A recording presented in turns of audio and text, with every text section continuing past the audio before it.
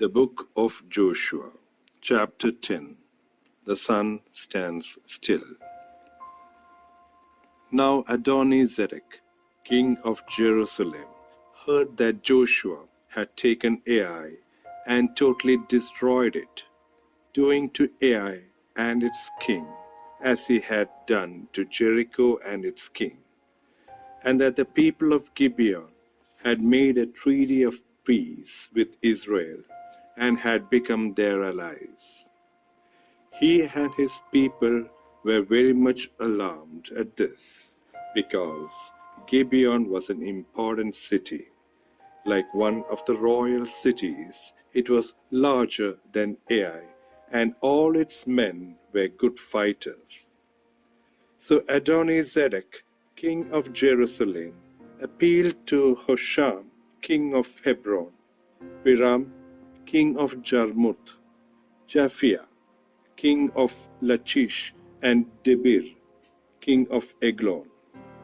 Come up and help me attack Gibeon, he said, because it has made peace with Joshua and the Israelites. Then the 5 kings of the Amorites, the kings of Jerusalem, Hebron, Jarmuth, Lachish, and Eglon, joined forces. They moved up with all their troops and took up positions against Gibeon and attacked it. The Gibeonites then sent word to Joshua in the camp at Gilgal, "Do not abandon your servants. Come up to us quickly and save us. Help us, because all the Amorite kings from the hill country have joined forces against us." So Joshua marched up from Gilgal with his entire army, including all the best fighting men. The Lord said to Joshua, "Do not be afraid of them. I have given them into your hand. Not one of them will be able to withstand you." After an all-night march from Gilgal, Joshua took them by surprise. The Lord threw them into confusion before Israel, so Joshua and the Israelites defeated them completely at Gibeon. Israel pursued them along the road, going up to Beth-Horon, and cut them down all the way to Azekah and Makkedah. As they fled before Israel on the road down from Beth-Horon to Azekah, the Lord hurled large hailstones down on them, and more of them died from the hail than were killed by the swords of the Israelites. On the day the Lord gave the Amorites over to Israel, Joshua said to the Lord in the presence of Israel, "Sun, stand still over Gibeon, and you, moon, over the valley of Ajalon." So the sun stood still, and the moon stopped, till the nation avenged itself on its enemies, as it is written in the book of Jashar. The sun stopped in the middle of the sky and delayed going down about a full day. There were never been a day like it before or since, a day when the Lord listened to a human being. Surely the Lord was fighting for Israel. Then Joshua returned with all Israel to the camp at Gilgal. Now the 5 kings had fled and hidden in the cave at Makkedah. When Joshua was told that the 5 kings had been found hiding in the cave at Makkedah, he said, "Roll large rocks up to the mouth of the cave and post some men there to guard it. But don't stop. Pursue your enemies. Attack them from the rear, and don't let them reach their cities, for the Lord your God has given them into your hand." So Joshua and the Israelites defeated them completely, but a few survivors managed to reach their fortified cities. The whole army then returned safely to Joshua in the camp at Makkedah, and no one uttered a word against the Israelites. Joshua said, "Open the mouth of the cave and bring those 5 kings out to me." So they brought the 5 kings out of the cave, the kings of Jerusalem, Hebron, Jarmuth, Lachish, and Eglon.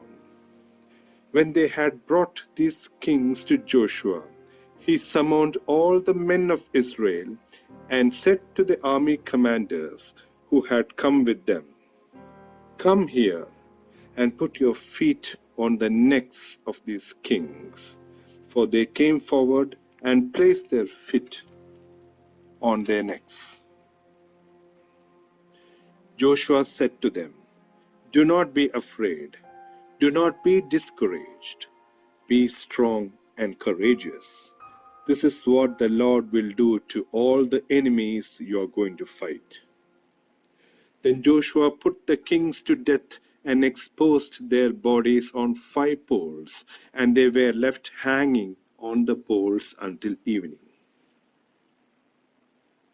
At sunset, Joshua gave the order, and they took them down from the poles and threw them into the cave where they had been hiding.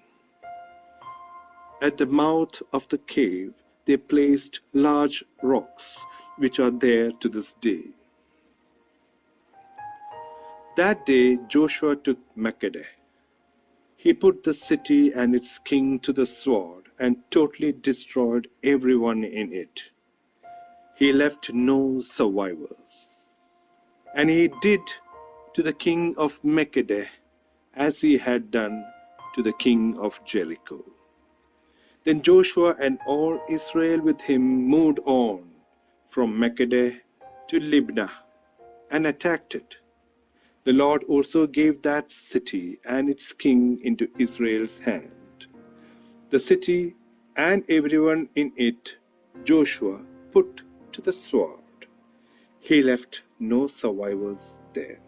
And he did to its king as he had done to the king of Jericho.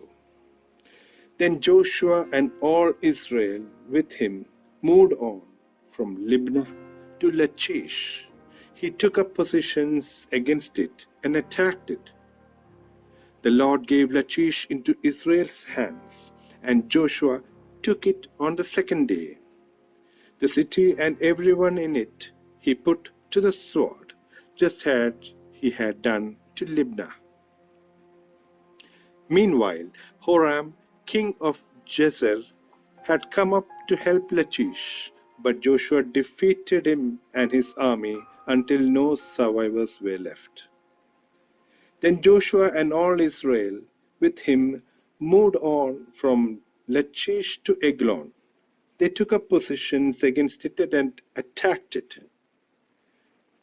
They captured it that same day and put it to the sword and totally destroyed everyone in it, just as they had done to Lachish. Then Joshua and all Israel with him went up to Eglon to Hebron and attacked it. They took the city and put it to the sword, together with its king, its villages, and everyone in it. They left no survivors, just as at Eglon. They totally destroyed it and everyone in it. Then Joshua and all Israel with him turned round and attacked Debir. They took the city, its king, and its villages, and put them to the sword. Everyone in it they totally destroyed. They left no survivors. They did to Debir and its king as they had done to Libnah and its king and to Hebron. So Joshua subdued the whole region, including the hill country, the Negev, the western foothills, and the mountain slopes, together with all their kings. He left no survivors. He totally destroyed all who breathed, just as the Lord, the God of Israel, had commanded. Joshua subdued them from Kadesh Barnea to Gaza, and from the whole region of Goshen to Gibeon. All these kings and their lands Joshua conquered in one campaign, because the Lord, the God of Israel, fought for Israel. Then Joshua returned with all Israel to the camp at Gilgal. The book of Joshua, chapter 11. Northern kings defeated. When Jabin, king of Hazor, heard of this, he sent word to Jobab, king of Madon, to the kings of Shimron and Akshab, and to the northern kings who were in the mountains, in the Arabah south of Kinnereth, in the western foothills, and in Naphoth Dor on the west, to the Canaanites in the east and west, to the Amorites, Hittites, Perizzites, and Jebusites in the hill country, and to the Hivites below Hermon in the region of Mizpah. They came out with all their troops and a large number of horses and chariots, a huge army, as numerous as the sand on the seashore. All these kings joined forces and made camp together at the waters of Merom to fight against Israel. The Lord said to Joshua, "Do not be afraid of them, because by this time tomorrow I will hand all of them slain over to Israel. You are to hamstring their horses and burn their chariots."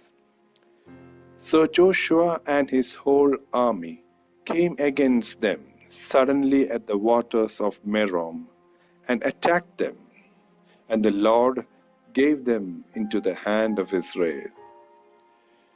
They defeated them and pursued them all the way to Greater Sidon, to Misrephoth Maim, and the valley of Mizpah on the east, until no survivors were left. Joshua did to them as the Lord had directed. He hamstrung their horses and burnt their chariots. At that time, Joshua turned back and captured Hazor and put its king to the sword. Hazor had been the head of all these kingdoms. Everyone in it they put to the sword. They totally destroyed them, not sparing anyone that breathed, and he burnt Hazor itself. Joshua took all these royal cities and their kings and put them to the sword. He totally destroyed them, as Moses, the servant of the Lord, had commanded. Yet Israel did not burn any of the cities built on their mounds, except Hazor, which Joshua burned. The Israelites carried off for themselves all the plunder and livestock of these cities, but all the people they put to the sword until they completely destroyed them, not sparing anyone that breathed. As the Lord commanded his servant Moses, so Moses commanded Joshua, and Joshua did it. He left nothing undone of all that the Lord commanded Moses. So Joshua took this entire land, the hill country, all the Negev, the whole region of Goshen, the western foothills, the Arabah, and the mountains of Israel with their foothills, from Mount Halak, which rises towards Seir, to Baal Gad in the valley of Lebanon below Mount Hermon. He captured all their kings and put them to death. Joshua waged war against all these kings for a long time. Except for the Hivites living in Gibeon, not one city made a treaty of peace with the Israelites, who took them all in battle. For it was the Lord himself who hardened their hearts to wage war against Israel, so that he might destroy them totally, exterminating them without mercy, as the Lord had commanded Moses. At that time, Joshua went and destroyed the Anakites from the Hill city, from Hebron, Debir, and Anab, from all the hill country of Judah, and from all the hill country of Israel. Joshua totally destroyed them and their towns. No Anakites were left in Israelite territory. Only in Gaza, Gath, and Ashdod did any survive. So Joshua took the entire land, just as the Lord had directed Moses, and he gave it as an inheritance through Israel, according to their tribal divisions. Then the land had rest from war. The Book of Joshua, chapter 12. List of defeated kings. These are the kings of the land whom the Israelites had defeated, and whose territory they took over east of the Jordan, from the Arnon Gorge to Mount Hermon, including all the eastern side of the Arabah. Sihon, king of the Amorites, who reigned in Heshbon. He ruled from Aroer on the rim of the Arnon Gorge, from the middle of the gorge to the Jabbok River, which is the border of the Ammonites. This included half of Gilead. He also ruled over the eastern Arabah, from the Sea of Galilee to the Sea of the Arabah, that is, the Dead Sea, to Beth Jeshimoth, and then southward below the slopes of Pisgah, and the territory of Og, king of Bashan, one of the last of the Rephites, who reigned in Ashtaroth and Edrei. He ruled over Mount Hermon, Salakah, all of Bashan, to the border of the people of Jeshur and Makkah, and half of Gilead, to the border of Sihon, king of Heshbon. Moses, the servant of the Lord, and the Israelites conquered them. And Moses, the servant of the Lord, gave their land to the Reubenites, the Gadites, and the half-tribe of Manasseh to be their possession. Here is a list of the kings and the land that Joshua and the Israelites conquered on the west side of the Jordan, from Baal-Gad in the valley of Lebanon to Mount Halak, which rises towards Seir. Joshua gave their lands as an inheritance to the tribes of Israel, according to their tribal divisions. The lands included the hill country, the western foothills, the Arabah, the mountain slopes, the wilderness, and the Negev. These were the lands of the Hittites, Amorites, Canaanites, Perizzites, Hivites, and Jebusites.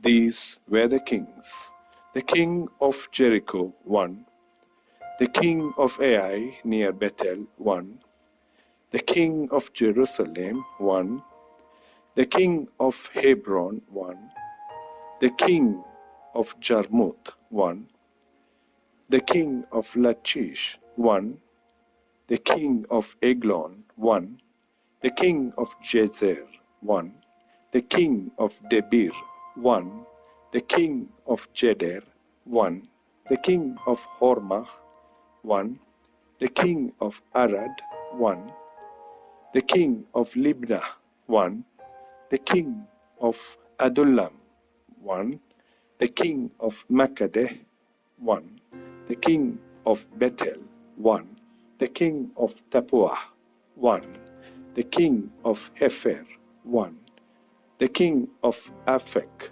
1, the king of Lasharon, 1, the king of Madon, 1, the king of Hazor, 1, the king of Shimron Meron, 1, the king of Akshaph, 1, the king of Tanash, 1, the king of Megiddo, 1, the king of Kadesh, 1, the king of Jokneam in Carmel, 1, the king of Dor in Naphoth Dor, 1, the king of Goim in Gilgal, 1, the king of Tirzah, 1, 31 kings in all. The Book of Joshua, chapter 13. Land still to be taken. When Joshua was old and well advanced in years, the Lord said to him, "You are very old, and there are still very large areas of land to be taken over. This is the land that remains. All the regions of the Philistines and the Geshurites, from the Shihor River on the east of Egypt to the territory of Ekron on the north. All of it counted as Canaanite. The territory of the 5 Philistine rulers in Gaza, Ashdod, Ashkelon, Gath, and Ekron, that of the Avites. From the south, all the land of the Canaanites, from Ara of the Sidonians, as far as Aphek, the region of the Amorites, the area of the Gibeonites, and all Lebanon to the east, from Baal-Gad below Mount Hermon to Lebo Hamath. As for all the inhabitants of the mountain regions from Lebanon to Mishrephoth-Maim, that is, all the Sidonians, I myself will drive them out before the Israelites. Be sure to allocate this land to Israel for an inheritance, as I have instructed you, and divide it as an inheritance among the 9 tribes and half of the tribe of Manasseh. Division of the land east of the Jordan. The other half of Manasseh, the Reubenites and the Gadites, had received the inheritance that Moses had given them east of the Jordan, as he, the servant of the Lord, had assigned it to them. It extended from Aror on the rim of the Arnon Gorge, and from the town in the middle of the gorge, and included the whole plateau of Medeba as far as Dibon, and all the towns of Sihon, king of the Amorites, who ruled in Heshbon, out to the border of the Ammonites. It also included Gilead, the territory of the people of Geshur and Makkah, all of Mount Hermon, and all Bashan as far as Salekah, that is, the whole kingdom of Og in Bashan, who had reigned in Ashtaroth and Idre, and had survived as one of the last of the Rephites. Moses had defeated them and taken over their land. But the Israelites did not drive out the people of Geshur and Makkah, so they continue to live among the Israelites to this day. But to the tribe of Levi he gave no inheritance, since the offerings made by fire to the Lord, the God of Israel, are their inheritance, as he promised them.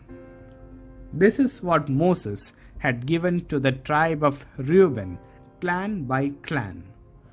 The territory from Aror on the rim of the Arnon Gorge, and from the town in the middle of the gorge, and the whole plateau past Medeba to Heshbon, and all its towns on the plateau, including Dibon, Bamoth Baal, Beth Baal Meon, Jahaz, Kedemoth, Mephath, Kiriathaim, Sibmah, Zereth Shahar on the hill in the valley, Beth Peor, the slopes of Pisgah, and Beth Jeshimoth. All the towns on the plateau and the entire realm of Sihon, king of the Amorites, who ruled at Heshbon. Moses had defeated him and the Midianite chiefs Evi, Rechem, Zur, Hur, and Reba, princes allied with Sihon who lived in that country. In addition to those slain in battle, the Israelites had put to the sword Balaam, son of Beor, who practiced divination. The boundary of the Reubenites was the bank of the Jordan. These towns and their villages were the inheritance of the Reubenites, clan by clan. This is what Moses had given to the tribe of Gad, clan by clan. The territory of Jazer, all the towns of Gilead, and half the Ammonite country, as far as Aror near Rabbah, and from Heshbon to Ramath Mizpah and Bethonim, and from Mahanaim to the territory of Debir, and in the valley Beth Haram, Beth Nimrah, Sukkoth, and Zaphon, with the rest of the realm of Sihon, king of Heshbon, the east side of the Jordan, the territory up to the end of the sea of Kinnereth. These towns and their villages were the inheritance of the Gadites, clan by clan. This is what Moses had given to the half tribe of Manasseh, that is, to half the family of the descendants of Manasseh, clan by clan. The territory extending from Mahanaim and including all of Bashan, the entire realm of Og, king of Bashan, all the settlements of Jair in Bashan, 60 towns, half of Gilead, and Ashtaroth and Idri, the royal cities of Og in Bashan. This was for the descendants of Machir, son of Manasseh, for half of the sons of Machir, clan by clan. This is the inheritance Moses had given when he was in the plains of Moab, across the Jordan, east of Jericho. But to the tribe of Levi, Moses had given no inheritance. The Lord, the God of Israel, is their inheritance, as he promised them.